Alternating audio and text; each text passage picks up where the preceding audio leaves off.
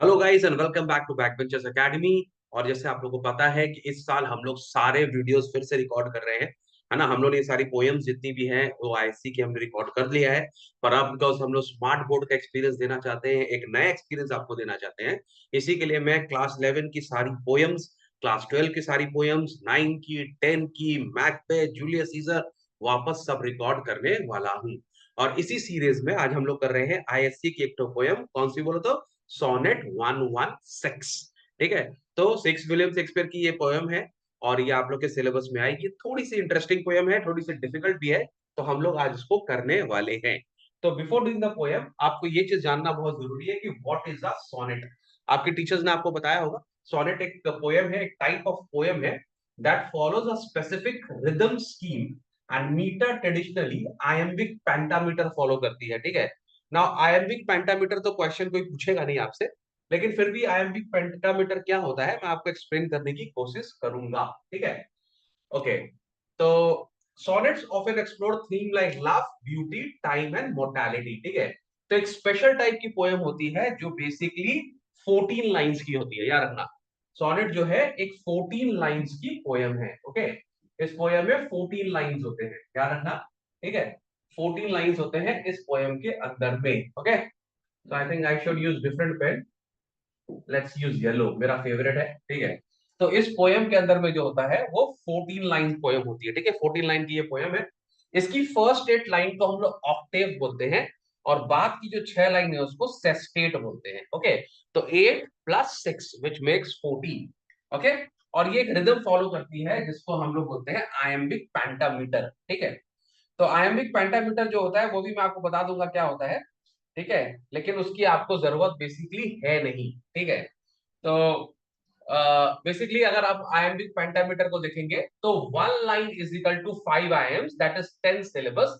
मतलब इसमें क्या होता है ना, एक सिलेबल जो होता है वो soft strong, soft strong, soft strong करके हम जाते हैं। ठीक है। तो एक लाइन में 10 सिलेबल्स होते हैं। पहला वाला जो होता है वो थोड़ा सॉफ्ट होता है, दूसरा वाला जो होता है वो थोड़ा सा स्ट्रॉन्ग होता है। ओके। तो ये हम लोग को वैसे जानने की जरूरत है नहीं। ओके। नाउ क्वेश्चन यहाँ है, शेक्सपियर जो है, जो इतने सारे थिएटर्स लिख रहे थे, इतने सारे प्लेस लिख रहे थे, अचानक वो सोनेट क्यों लिखना चालू कर दिया। ठीक है। तो Shakespeare may have started writing sonnets because of plague, patrons of poetic pride, but what he ended up with was a timeless emotional drama written in 14 line burst of brilliance। मतलब देखो बेसिकली तो theatre के लिए place लिखते थे, उसी से पैसा कमाते थे।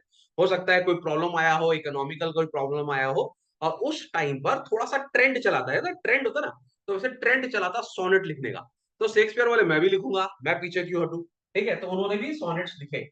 154 सोनेट लिख दिया भाई साहब ने। ठीक है। माने 14 लाइंस की 154 सोनेट्स उन्होंने लिखा। ठीक है।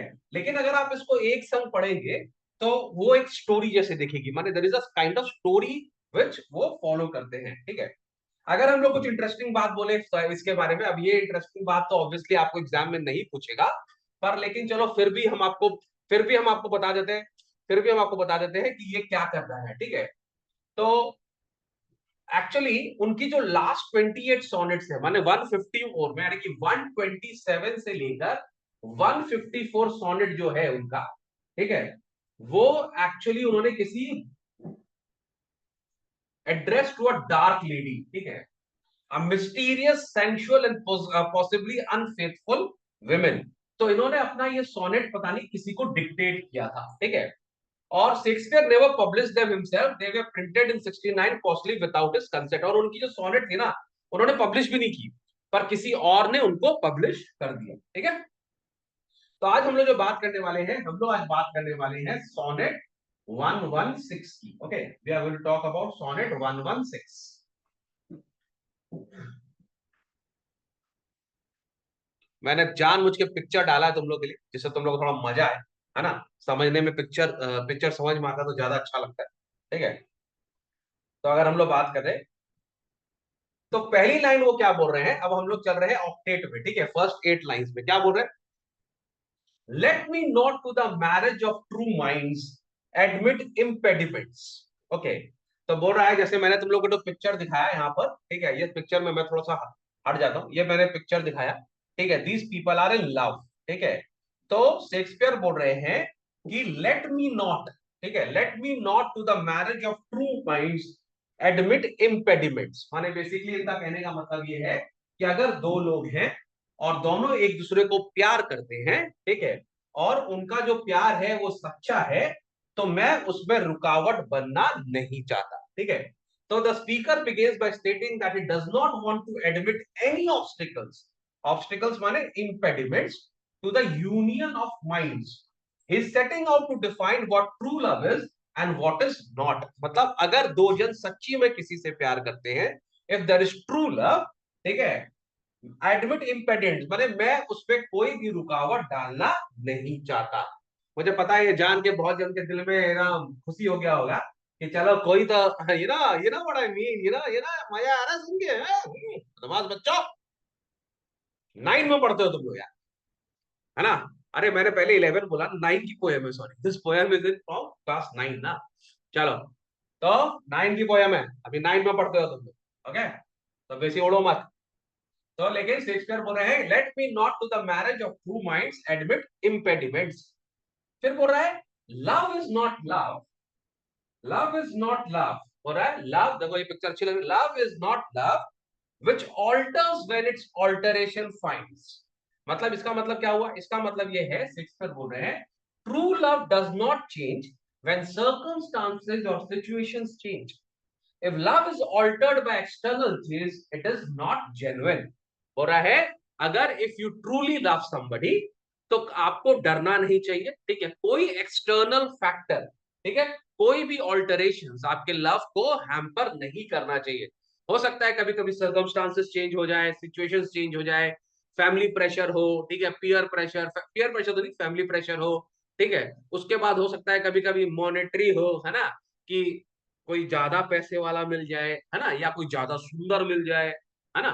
तो बहुत सारे ऑब्स्टिकल्स हो सकते हैं, सर्कमस्टांसेस हो सकते हैं, लेकिन बोल रहा है लव इज नॉट लव। यहाँ पे क्लियरली बोल रहा है कि love is not love, love is not love which alters when it's alteration finds. माने अगर आपको कोई ऑप्शन मिल रहा है तो क्या आप अपने लव को चेंज कर लेंगे?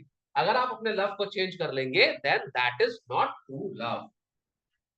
और bends with the remover to remove, ठीक है, और bends with the remover to remove का मतलब true love does not bend और change direction according to the external influence, और someone tries to change it it remains steadfast. और अगर कोई आदमी आपके लव को चेंज करना चाहता है, ठीक है, और अगर कोई एक्सटर्नल प्रेशर है, उससे लव चेंज नहीं होता।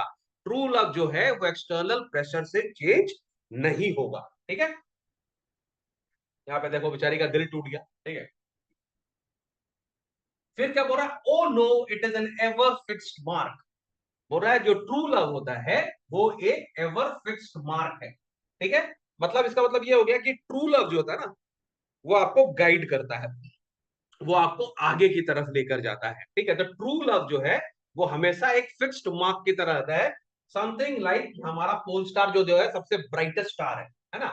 तो बोल रहा है true love is steadfast unchanging like a permanent mark that remains क्या नाम है, कांस्टेंट। जैसे मैंने तुमको यहाँ पर एक तो दिया हुआ है पोल स्टार का, है ना, ये क्या है, ये स्टार जो है ये हमारे जो सोलर सिस्टम है वो सबसे ब्राइटेस्ट स्टार है ना। और हम लोग को एक नॉर्थ की तरफ का डायरेक्शन ये दिखाता है, तो ये हम लोग को एक रास्ता दिखाता है। तो ट्रू लव जो है वो हमेशा आपको एक रास्ता दिखाएगा, वो आपको राइट पाथ पे लेकर जाएगा। समझ में आ रही है बात को? That looks on the tempest and is never shaken. ठीक है, मतलब टेम्पेस्ट का मतलब होता है तूफान। ठीक है, true love endures through storms and challenges and remain steady and अनशेकन bye them. तो बोला जो ट्रू लव है उसमें काहे तूफान आ जाए, है ना, कितने भी तू कर ले सितम, हंस हंस के सहेंगे हम। हमारे हिंदी पिक्चर में तो एक ही गाना है। तो that looks on Tempest and is never shaken. True love कभी घबराता नहीं, कितना भी तूफान आ जाए, कितना भी चैलेंजेस आ जाए। ठीक है, देखो ये हम लोग का यहाँ पर मैंने तुम लोगों को पिक्चर दिखाया है, ठीक है, ये हम लोग का लाइट टावर है। तो ये लाइट टावर जो होता है जब तूफान आता है तो ये लाइट टावर वहां पे खड़ा रहता है, कितना भी तूफान आ जाए। और जो बोट्स होती है, जो शिप्स होती है, ठीक है, वो इस लाइट टावर को देखती हैं और इस लाइट टावर की तरफ जाती है। ठीक है, तो ये वॉन्डरिंग बार्क्स होता है ना, जैसे it is the star to every wandering bark. यहाँ पे लाइन दिया हुआ है, बार्क का मतलब होता है बोट, वॉन्डरिंग का मतलब जो रास्ता भूल जाते हैं। तो कभी तूफान में जब बोट अपना रास्ता भूल जाते हैं, तो ये जो लाइट टावर है ये इनको रास्ता दिखाता है। ऐसा ही ट्रू लव होता है, ट्रू लव हमेशा आपको रास्ता दिखाएगा। आप कभी रास्ता भूल जाएंगे तो ट्रू लव आपको रास्ता दिखाएगा। समझ में आ रही है?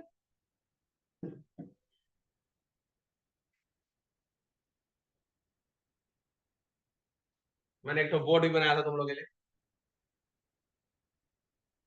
whose worth unknown although his height be taken। ठीक है, अब देखो यहाँ पर क्या बोल रहा है कि जो हमारा जो स्टार है, जैसे नॉर्दर्न स्टार जो है हमारा, ठीक है, उसका क्या वर्थ है वो हम लोग कभी नहीं जान पाएंगे।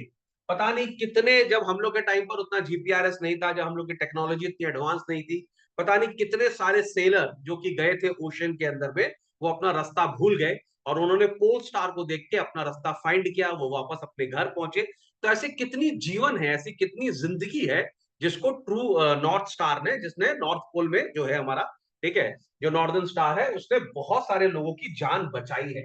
ठीक है, तो बोला उसका वर्थ हम लोग को नहीं पता, जिसकी जान बचती है उसको ही पता चलेगा, हम लोग को तो क्या ही पता चलेगा।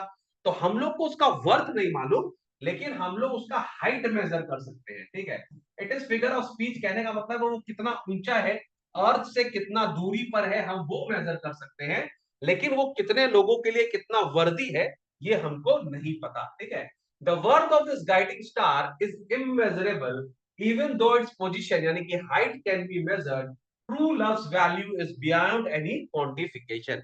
बोला जो ट्रू लव है उसकी वैल्यू आप कभी नहीं समझोगे। समझ में आ रही बात को? जैसे हमारी मम्मी लोग भी हम लोग को बहुत प्यार करती है ना, और मम्मी का जो प्यार का वैल्यू है वो हम कभी नहीं समझेंगे, समझेंगे कभी? कभी नहीं समझेंगे, है कि नहीं?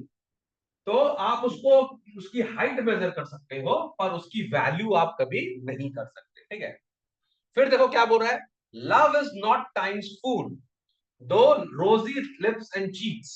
ठीक है, तो बोल रहा है लव जो है वो टाइम्स फूल नहीं है। इसका मतलब अगर आप किसी को लव करते हो, ट्रूली आप लव करते हो, तो आप टाइम के ऊपर वेट नहीं करोगे। ये नहीं कि भैया अब तुम्हारे जवानी में प्यार हुआ फिर बुढ़ापे में आप उसको भूल गए कि अब तो सुंदर नहीं लगती, ऐसा नहीं होता है। when you love somebody you love that person dearly in whatever physical state that person may be।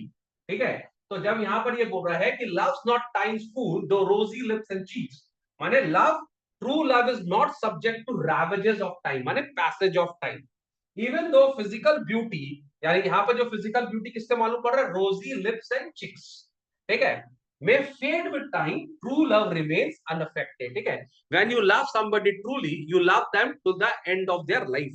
ऐसा नहीं है कि बस टाइम के लिए प्यार किया फिर छोड़ दिया फिर चला गया, नहीं नहीं ऐसा नहीं होता।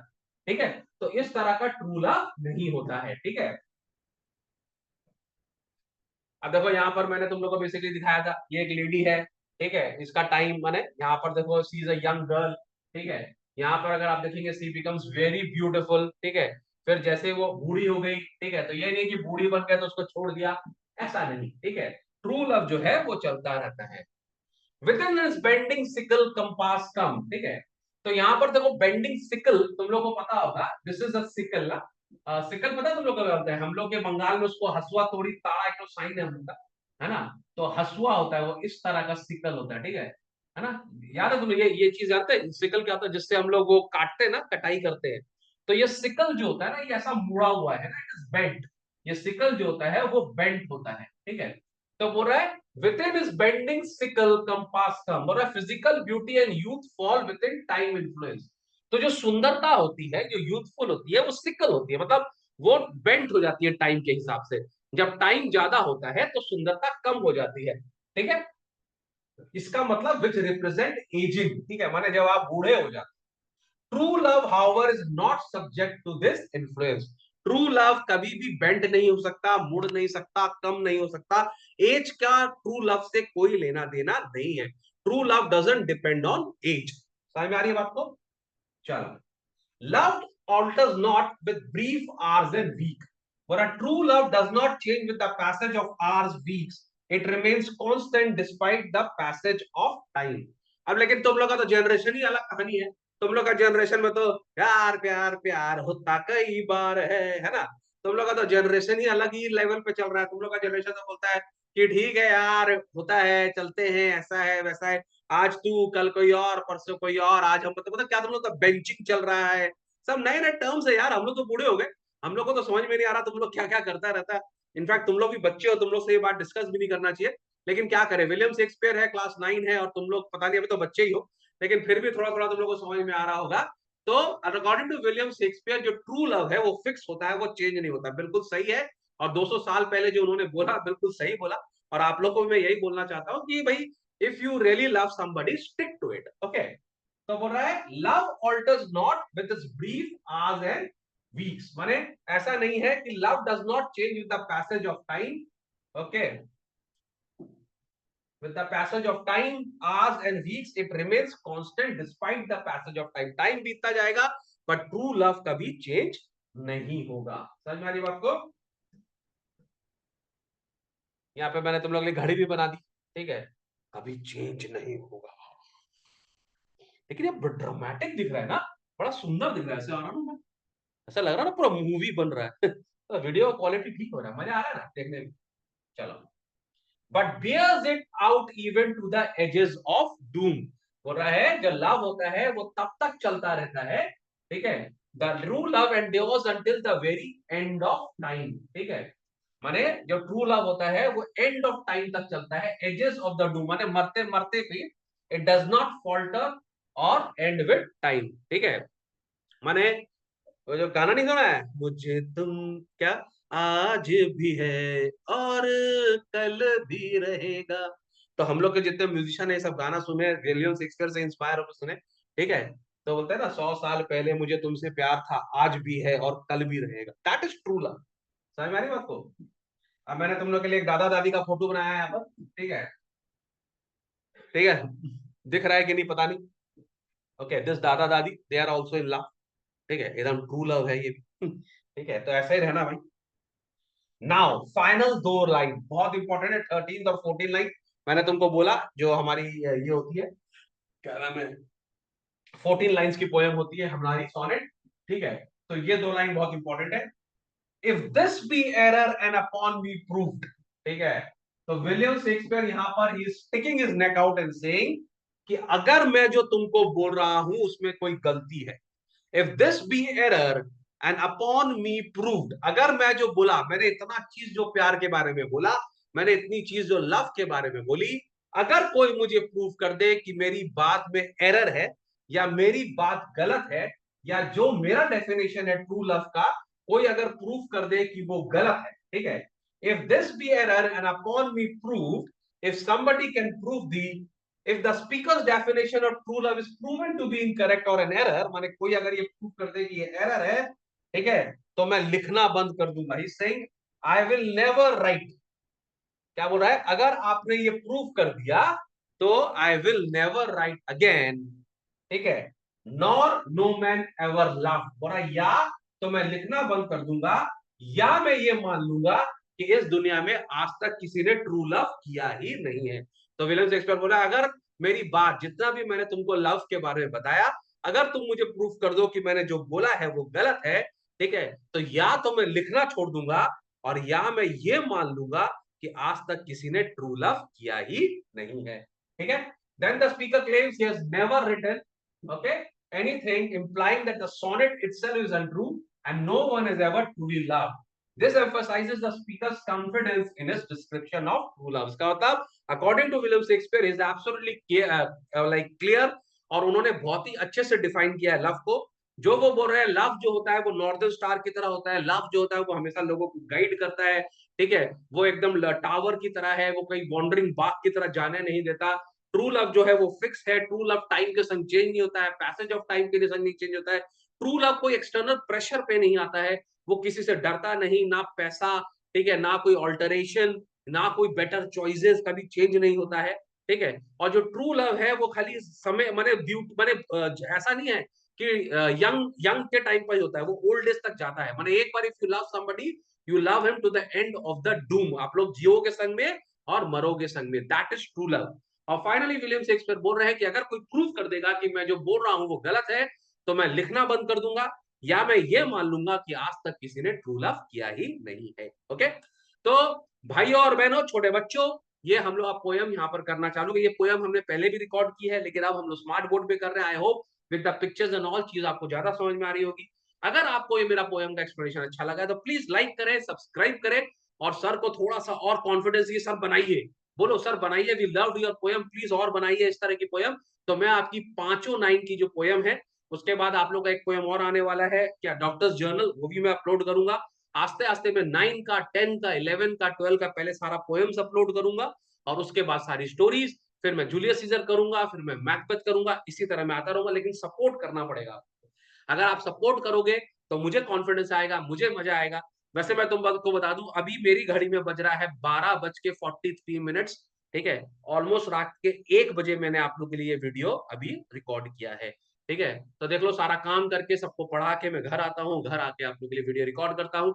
तो एक सब्सक्राइब, एक लाइक तो बनता है। ठीक है, चलो, लव यू। और सपोर्ट करते रहो सर को, सर को मोटिवेट करते रहो, सर को बताओ कि करना है आप लोग के लिए तो मैं करूंगा।